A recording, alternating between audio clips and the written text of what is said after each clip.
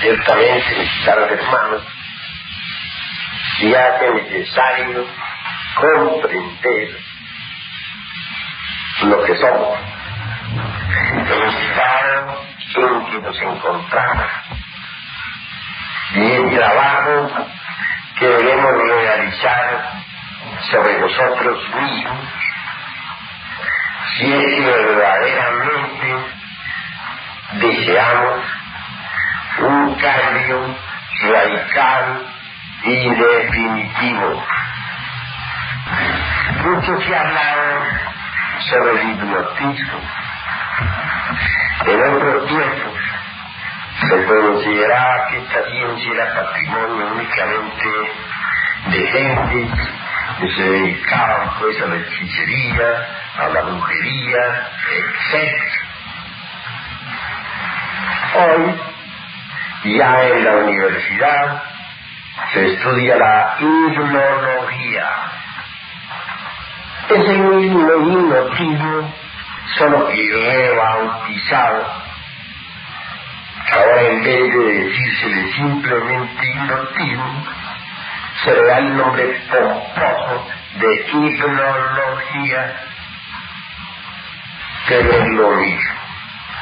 Si hacen hasta operaciones quirúrgicas con el paciente en estado de hipnosis. Y creo que en la Unión Soviética se están haciendo muchos experimentos de ese tipo. Pero hay algo muy interesante en todo esto. Y es realmente el hecho concreto de que las gentes no se dan cuenta de que viven en un continuo estado hipnótico. La gente solamente viene a saber del hipnotismo cuando se concentra, cuando se realiza una sesión hipnótica, etc. Por doquiera vemos libros de hipnotismo, magnetismo, sugestión, etc.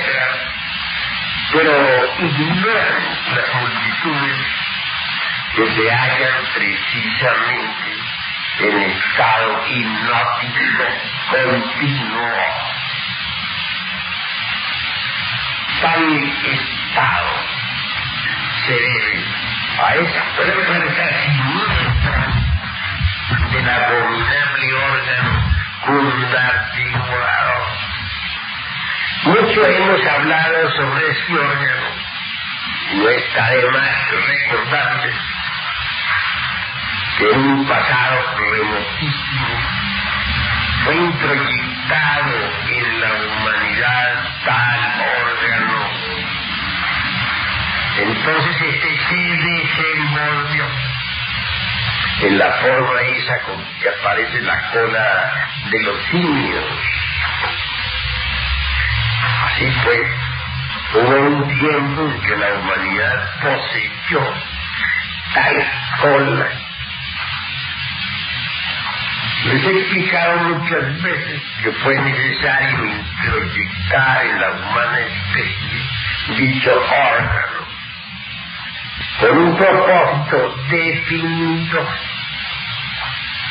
que trataba nada menos que de establecer en las capas geológicas de la Tierra cierta estabilidad.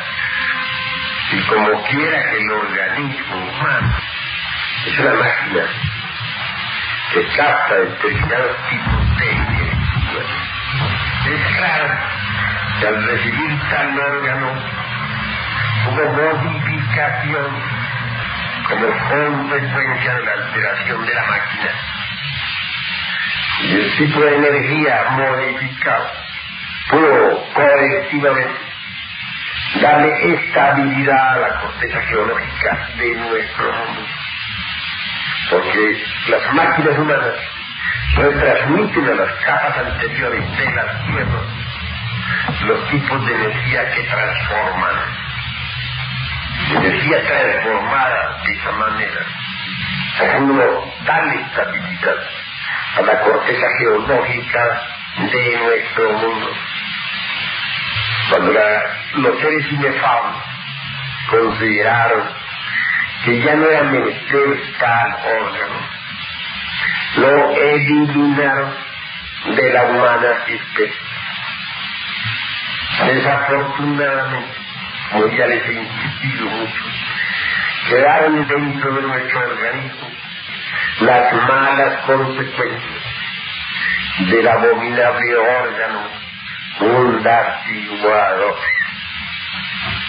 Esas pésimas consecuencias vinieron a constituirse en la forma del ego, del yo, de mí mismo, del sí mismo. Así pues, en el ego quedó enfrascada, embutida la conciencia.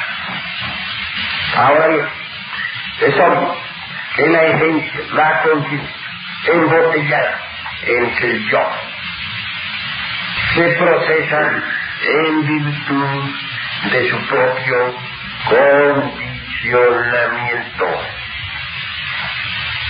Como quiera, el ego es subjetivo, porque es el resultado del error. La conciencia embotellada entre el ego se procesa subjetivamente. Se encuentra en un estado de hipnosis. Duerme profundamente.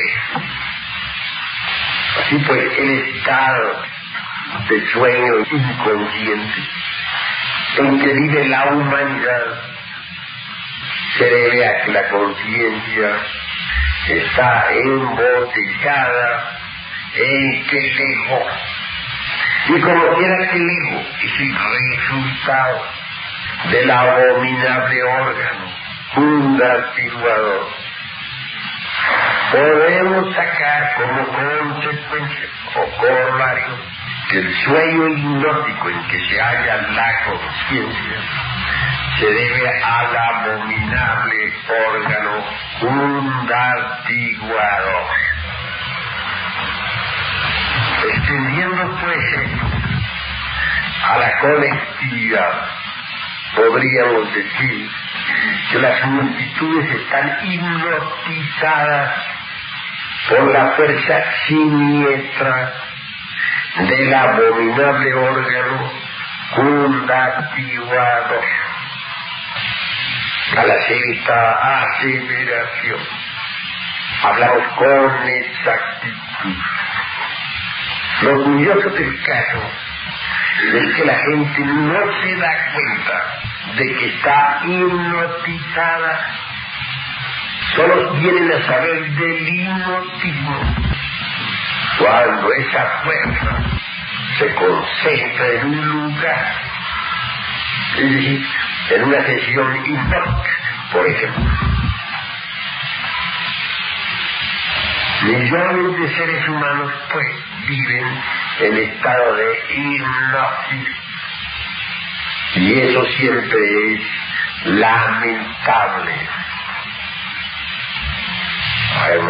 Venerable maestro, la hipnosis aplicada al conocimiento y a la medicina puede ser negativa.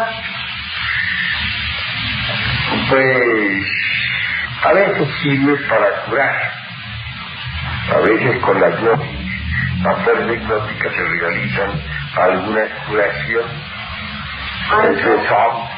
Maestro, había yo leído en un libro de yoga, de yoga, que la hipnosis en todo caso es sumamente negativa porque trae consecuencias al cerebro, que es como si se le diera un golpe a una mente cuando por medio de la hipnosis se le hace cambiar de opinión o hacer algo que no quería hacer así, que más vale dejar aunque sea destructivo, pero que de lo contrario los seres tienen que contar al mental muy daño en su próximo ingreso. La hipnosis, el hipnotismo, indudablemente es perjudicial para la humanidad. Cuando un sujeto activo está hipnotizando a un paciente, Es obvio que introduce en la mente, en el subconsciente, en el cerebro del paciente, sus propios fluidos hipnóticos. Entonces, desde ese instante el paciente queda pues bajo su control. Es decir, queda la víctima esclavizada por el hipnotizador. Por eso es perjudicial. Sin embargo, en medicina utilizan tecnología para hacer algunas curaciones y hasta han podido hacer operaciones quirúrgicas. Y han podido, por ejemplo, reemplazar a los anestésicos, en fin, en algunos casos. Pero con todo y eso, no es recomendable la hipnosis. Indudablemente que las primeras preocupaciones que surgieron con respecto al hipnotismo se debieron a un hecho, podríamos decir, aparentemente casual. Sucedió que en un convento una monja caía constantemente en trance hipnótico. Tenía ella su confesor y no tuvo inconveniente en decirle que aún conservaba el retrato de un amante que había tenido. Y que cuando ella pues miraba ese retrato, caía siempre en estado hipnótico. Aquel cura confesor se propuso ayudarla y ciertamente le hizo traer el retrato. Nada de extraño tenía aquella foto. Lo único que sí verdaderamente llamaba la atención era el cuadro, el marco, mejor dicho, porque en este habían algunas piedras muy brillantes. Confesor aquel pues logró convencer a un amigo científico para que le acompañara en tales investigaciones. Se vio perfectamente que ante la forma de la monja no caía en estado de hipnosis o de trance hipnótico. Propiamente aquel trance se provocaba era cuando miraba determinadas piedras muy brillantes que habían en el mar. Lo curioso del caso es que entonces aquella monja pues cuenta que asumía una actitud pues más bien erótica, como el de una mujer pues que está en luna de miel durante el trance sexual, etcétera, etcétera, etcétera. Era pues algo extraño todo.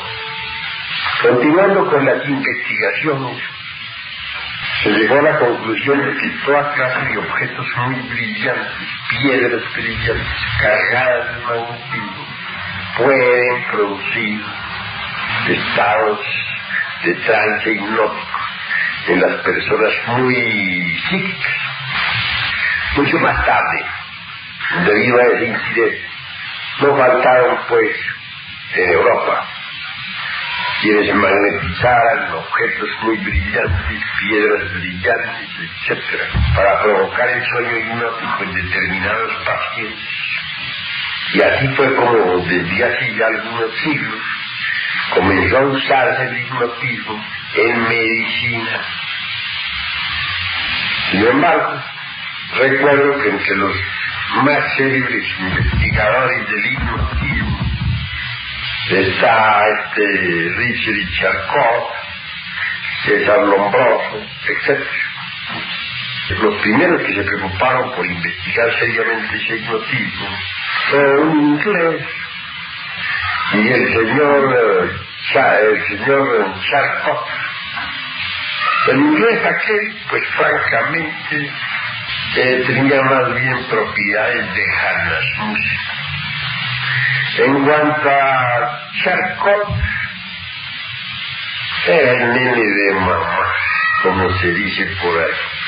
realmente sus investigaciones no valen la pena. Era un niño bien, muy consentido. Todo lo que decía estaba correcto. Pero no hay nada en él verdaderamente serio. No ahondó jamás en el problema de la fuerza hipnótica universal. De manera que aquellos dos investigadores más importantes, un inglés que tenía propiedades lejanas, y el nene de mamá, que se llamaban Charcot, pues no dieron nada serio, no descubrieron nada importante, no pasaron a ser simples experimentos, vamos. Pero como secuela o corolario de todo esto, comenzaron a surgir por aquí, allá y allá distinta clase de investigadores.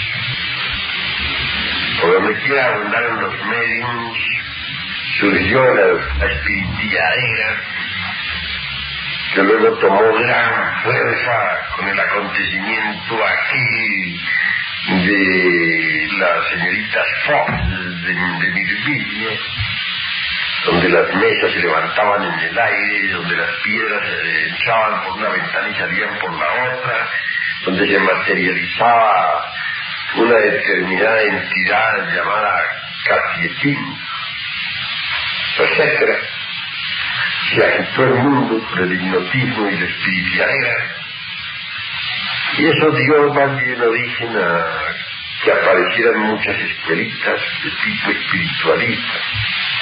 No está de más recordar la escuela antroposófica, teosofismo, los celdos, los acusismos, celdo y yoguismo, en inúmeras escuelas que florecieron a raíz de todo eso. En general, todas esas escuelas, junto con el hipnotismo y secuaces, vinieron a darle al mundo occidental una fuerza de tipo más bien tenebroso, porque fue ciertamente como surgió esa personalidad, dijéramos, del Kali Yuga, ¿no? Esa personalidad fatal.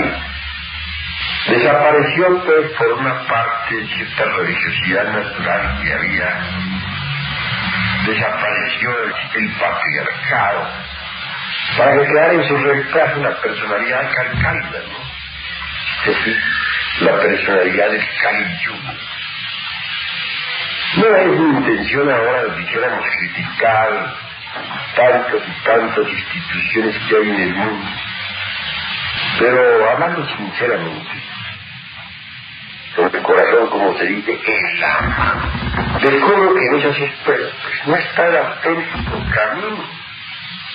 HPV, la gran maestra de la Petronila Blavatsky, ciertamente tiene el alto honor de haber luchado en favor de la humanidad.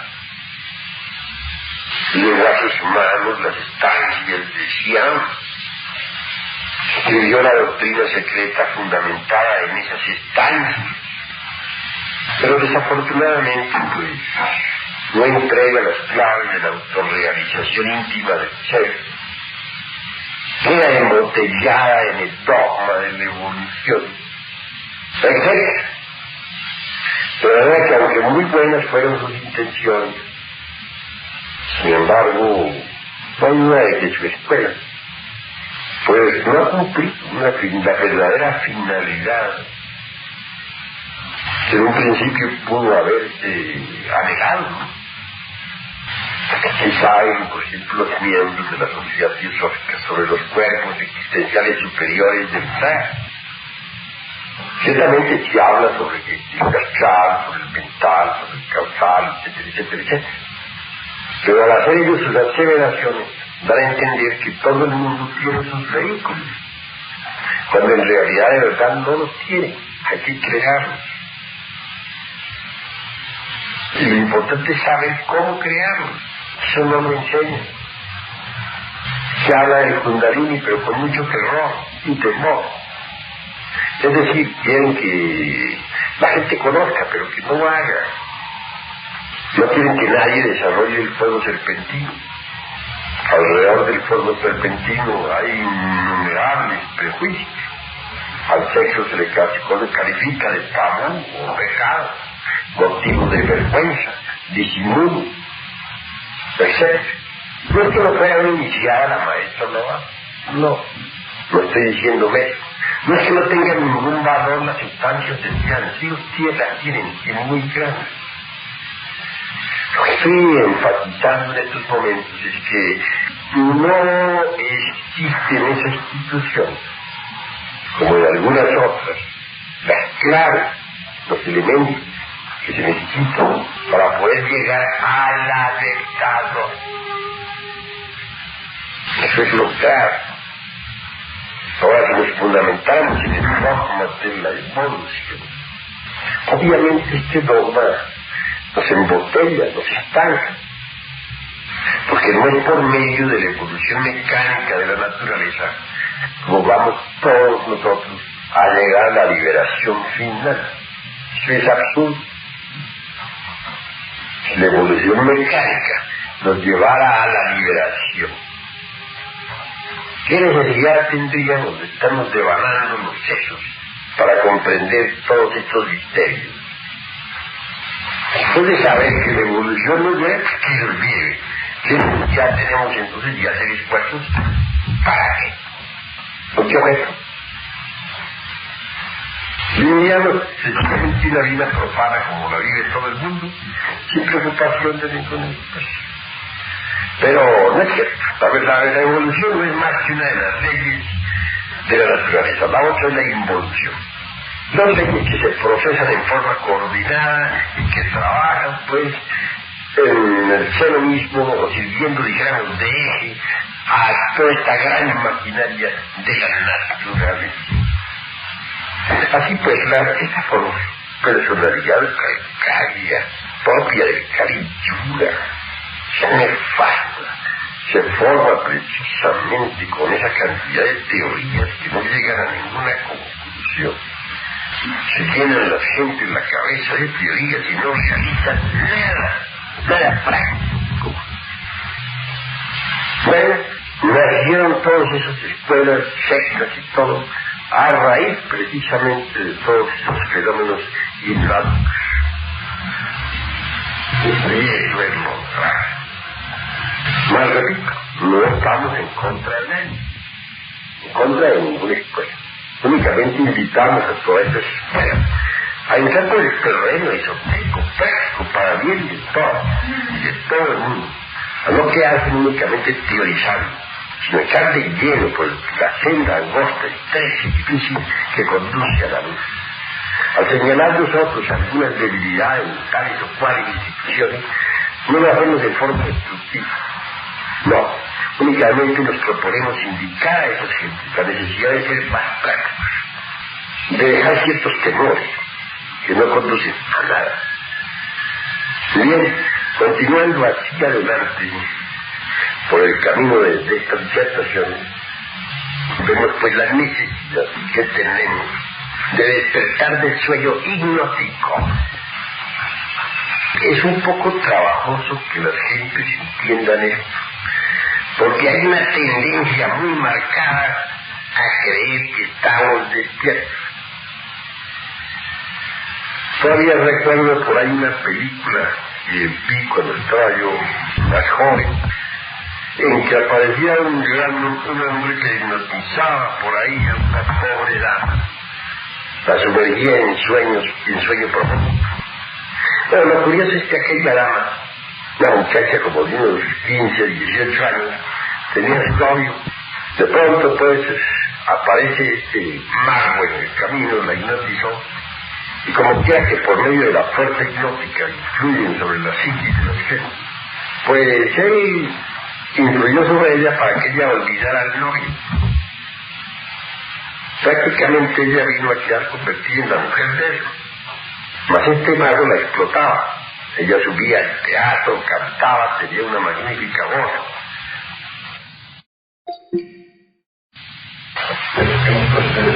Sobre eso de la tumba de Tutankamón existen variados conceptos.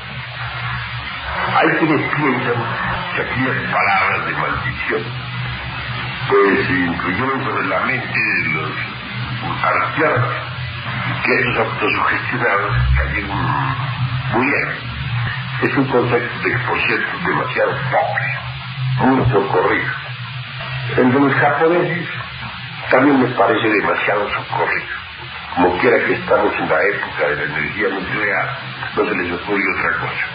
Si estuviéramos en la época del carbón, dirían que el asunto se debió al carbón, a sustancias carboníferas. Todo depende de la época. Pero quienes hemos investigado más a fondo, sabemos demasiado. Todas esas tumbas están protegidas con fuerzas elementales peligrosísimas. La tumba de Tutankamón estaba debidamente protegida por fuerzas elementales, por poderes elementales de la naturaleza. De manera que esos poderes, allí latentes, entraron en acción, le dieron de muerte, pues, a los arqueólogos. Y los 22 que hicieron ese trabajo murieron. Pero eso no lo saben naturalmente los científicos, porque ellos jamás han estudiado nada sobre los elementales. Los sabios de no solamente protegían las tumbas con sustancias especiales, como por ejemplo embalsamar los muertos con ciertas sustancias para su conservación, sino que además ponían después a sus manos. Al poner determinados poderes elementales en esas tumbas, lo hacían para proteger a los difuntos. Y en el caso de Tutankamón, la maldición se cumplió en todas y cada una de sus partes. No pudieron aquellos brimones que fueron a profanar la sagrada tumba evadir la maldición. Cayeron todos. Esa es la cruda realidad de los hechos. ¿Hay alguna otra pregunta? Sí, ¿no? Se dice de los ejércitos mundiales que la mayoría también están dormidos, porque entre más subordinados se pues tienen que obedecer al que va más alta jerarquía. ¿Qué hay de hecho en los maestros nosotros decir? Es la falta hipnótica de tipo general. Porque si bien es cierto, por ejemplo, que todos los millones de soldados que hay en el mundo están en estado hipnótico, podemos aseverar que no solamente los soldados, sino todo el mundo está en estado de hipnosis. También es cierto que en el mismo ejército ha habido gentes de conciencia despierta. Así el gran señor de Isaac en Europa, en la época de la Francia antigua, el gobernador de un gran gobernador, un gran político, pero también un gran maestro, un gran alquimista y hombre despierto. De manera que cuando están entre esas fuerzas encuentran un hombre despierto. A ver, bueno. Maestro, quita mucho los que quiebran con el Hitler, que cuando él se hablaba de las instituciones y ponía el caso hipnótico, él estaba hipnotizado posiblemente con alguna fuerza superior a él. Pues Hitler era otro amigo. Si hubiera estado despierto no habría hecho lo que hizo. Era un hombre de conciencia dormida, pero que soñaba estar despierto. Creía que estaba despierto. Ese fue su error. Pensó hasta ser una raza superior, una raza de color azul. Él pensó que había llegado la hora del superhombre. Estaba envenenado por las teorías de Nietzsche. Recordemos nosotros aquellas frases del Führer, cuando lleno de euforia exclamó: yo conozco al superhombre, lo he visto, es terriblemente cruel, yo mismo he sentido miedo. Realmente lo que habían visto Hitler no era el superhombre, sino un mago negro que vino por el lado del centro de del clan de Dagdogba, es decir, un Dogba, mago negro, de una fuerza hipnótica extraordinaria. Visitó a Berlín, lo llamaban el hombre de los guantes verdes, que siempre usaba guantes verdes.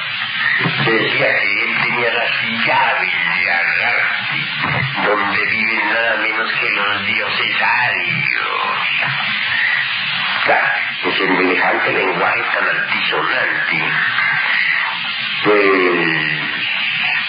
Ustedes no podían hacer menos que asombrarse, ¿no?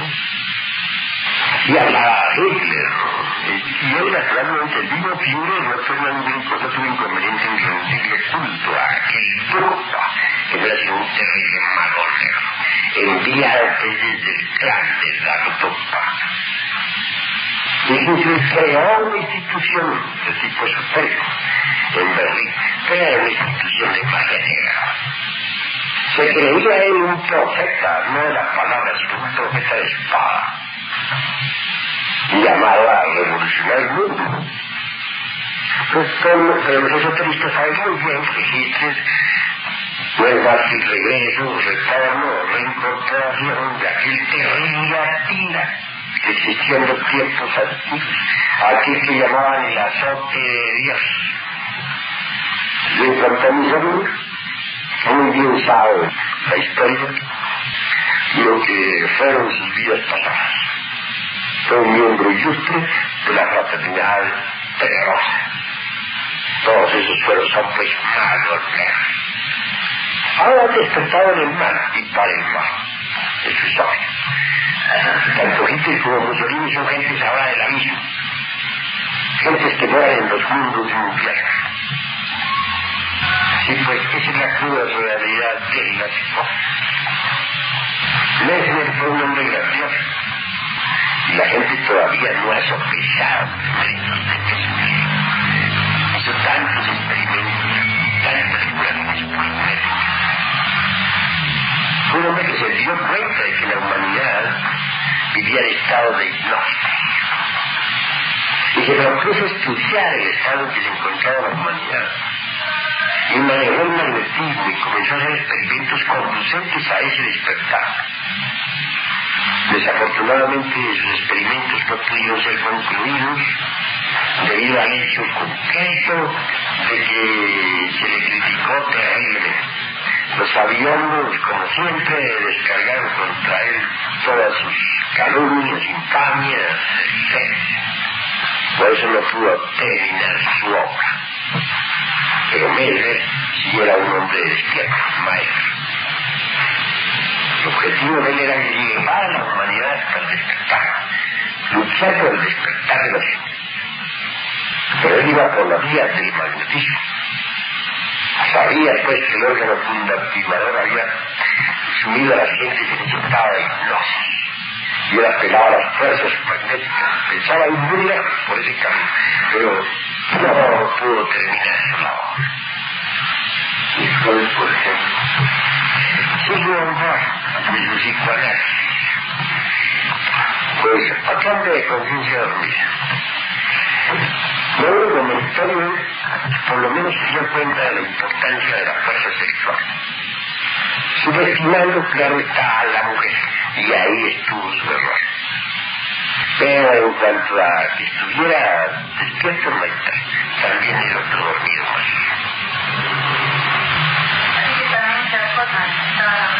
Sí, pues lo llaman el nene de mamá. Realmente no era más que un niño consentido que jamás despertó conciencia. Algo contemporáneo mucho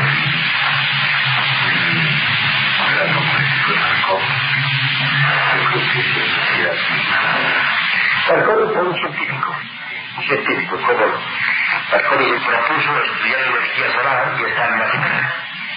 Ya sabemos que después de su muerte, los discípulos de Marconi, a raíz de la Segunda Guerra Mundial, se vinieron para América, que por allí están en el Amazonas, tratando pues de avanzar con esa cuestión de la energía solar.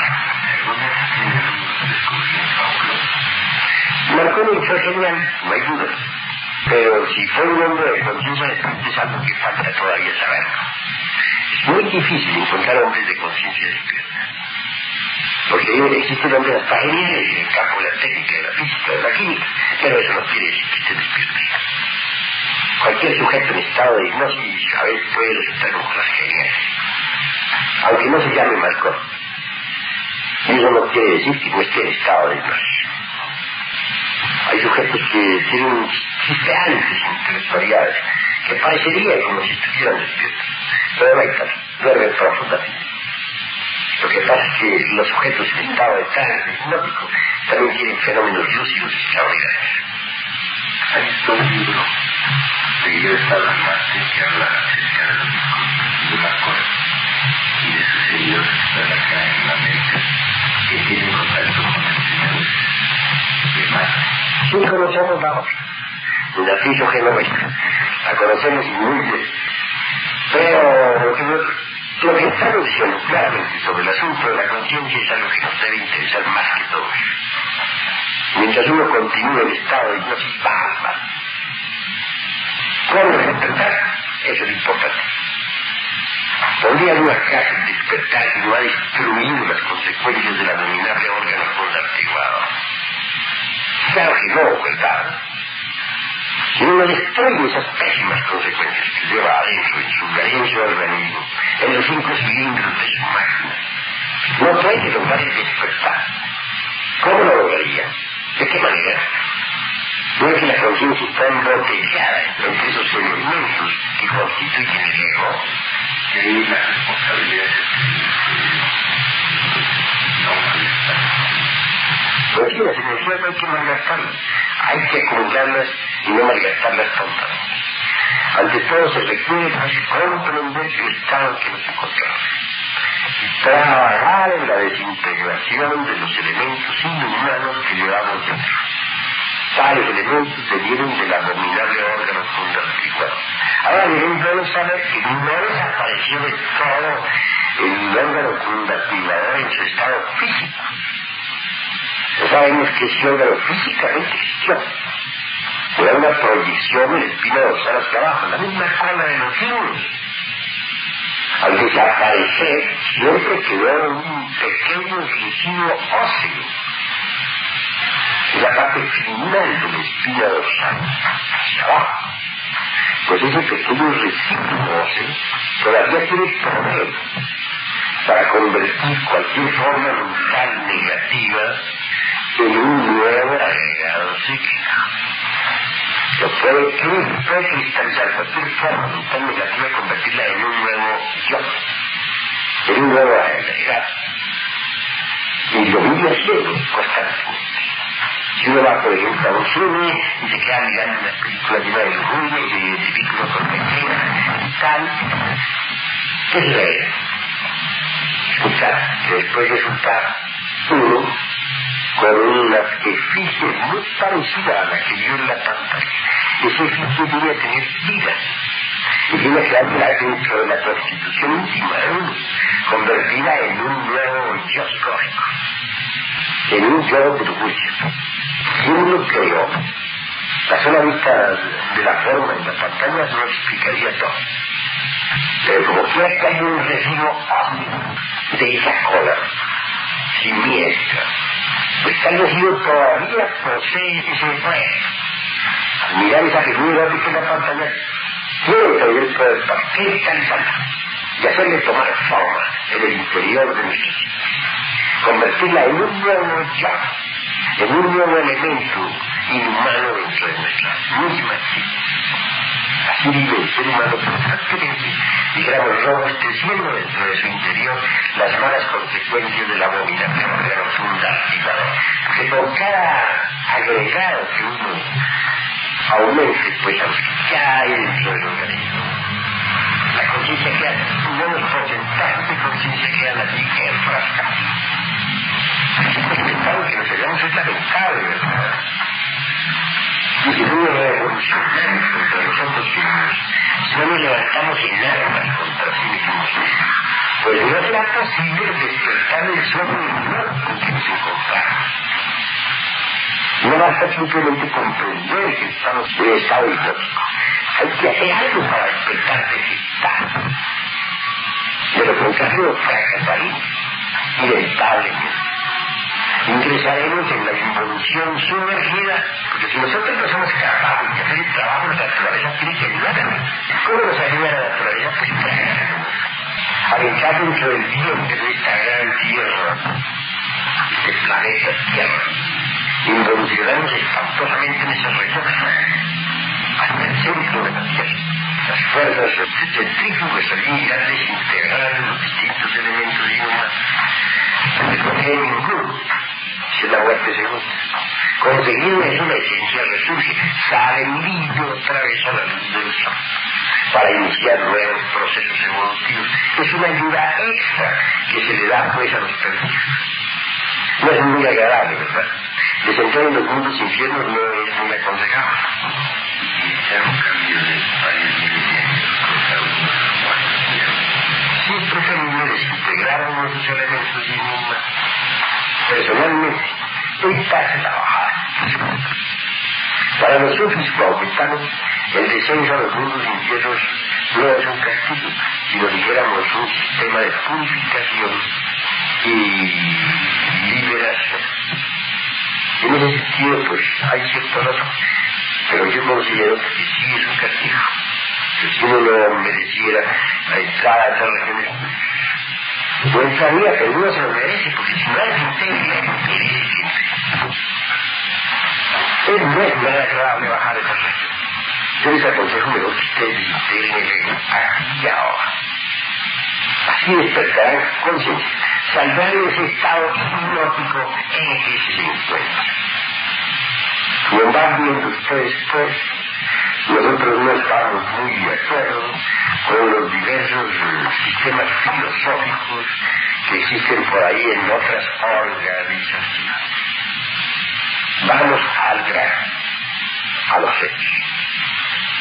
No queremos pues una personalidad, dijéramos, kantiana.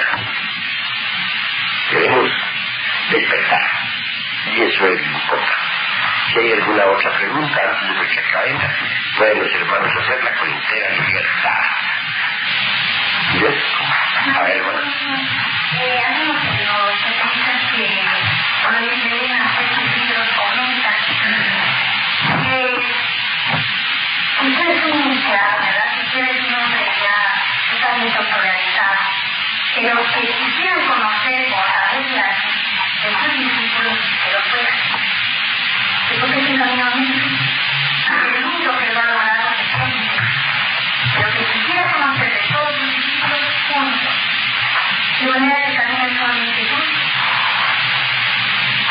Pues los que hablan así realmente no hacen sino buscar escapatorias.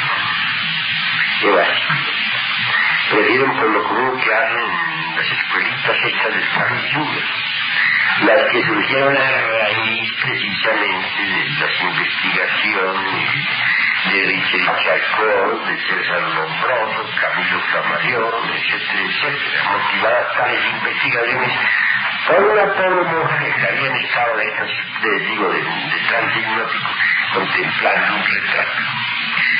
Claro, surgieron las escuelitas estas propias del Kali Yuga. Son muy controladas, son cómodas. Le dicen a uno que por medio de la evolución, poquito a poquito, ahí va llegando.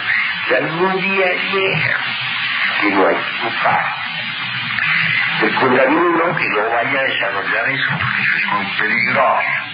Si trata uno de enseñarle sobre la novena esfera, el sexo, no, sobre eso no quiere nada, eso es pecado, tabú, no sé qué más, dañoso para el organismo. Pero si ustedes observan todas las disciplinas cuidadas, se dan cuenta que no tienen sino una causa, un solo motivo, justificarse. Porque claro está, el Maypur implica de hecho pues una serie terrible de superespacios. Y al ego animal no le gusta ese tipo de superespacios y mucho menos en el terreno del placer. El ego animal quiere seguir gozando de la lujuria, de la fornicación. ¿Qué hace entonces? Debe buscar una disculpa. Eso es muy peligroso. No, que no se metan por ese camino. ¿Por qué habla así el ego? Para justificar su propia debilidad. El Kundalini no, desarrollar el Kundalini es peligrosísimo. ¿Qué se quiere con eso? Justificar la debilidad, el temor. Luego que si la evolución nos ha llevado a la perfección, ¿para qué preocuparnos entonces por hacer nada especial? Ningún esfuerzo, si todos queremos llegar, mejor seguir bailando, tomando nuestras copas, fumando nuestros buenos trabajos, comunicando, encantados de la vida, alguien que algún día llegará. ¿Dónde llega? Pues ya por ese camino no ha llegado la humanidad, hace millones de años estamos en lo mismo, ya llegamos acá, ¿no? Cada día está la humanidad peor, ahora está en un estado de inmigración espantosa, eso es evolución, eso es perfección, eso es qué. Los hechos están contradiciendo completamente a esas doctrinas, están en contra del dogma de la evolución. Yo no quiero decirles a ustedes que el camino que estamos indicando sea algo así como, dijéramos, como comer enchiladas, ¿no? Estas cosas son bastante difíciles. Pero piensen ustedes que existe una orden superior, y que en esa orden superior están los maestros Kach, está el maestro Mo, Despizat, señor Despizat, está Raimundo Lully, el gran alquimista que enriqueció a Europa con sus fundaciones mientras él permanecía pobre. Nicolás Flamel, quien dicho sea de paso vivía ahora en la India con su esposa Peritain. Muchos ilustres maestros pues de la Blanca Hermandad, Cardiófilo, San Germán, etc. Todos llegaron por este camino porque no hay ningún otro. Los hemos examinado nosotros todos los posibles caminos y no existe ninguno otro. No es posible llegar a la verdad, a la autorrealización íntima, sin haber hecho la gran obra. Quien alguna vez en la vida haya estudiado alquimia, sabe muy bien que nadie se puede autorrealizar sin realizar la gran obra, sin haber trabajado en la gran obra. La ley de la escribe 6 volúmenes enormes de la doctrina secreta. Termina el 6º volumen hablando sobre el fuego, sobre el Indre, el lápiz filosofal, dice ella, lápiz de la naturaleza, Sion, del fuego, y que quisiera saber algo más y seguir avanzando en estos estudios, que lo mejor que debe hacer es buscar a los alquimistas medievales. Así que 6 volúmenes para mandarlo a estudiar alquimia sexual. Búsquele con un nombre. Y luego usted la doctrina secreta, pues, ahí encontrará al 6º volumen lo que yo les estoy diciendo. Ella, siendo una anciana ya, tuvo que casarse con el coronel Olcott para poder realizar la gran obra. Que la hayan realizado todos esos signos, pero por lo menos despertó el fuego sagrado, restauró el fuego de sus vehículos existenciales superiores del ser. Y eso ya es bastante. En cuanto a lo demás, sí. Ser Mahoma, dejar todo, pararse de cabeza, retorcerse las piernas, y ya. No queda más remedio, sino seguir el consejo de la Blavatsky. El que quiera avanzar en estos estudios es mejor que busque a los alquimistas medievales. Yo como alquimista, estoy enseñándole a la humanidad el camino de la gran obra.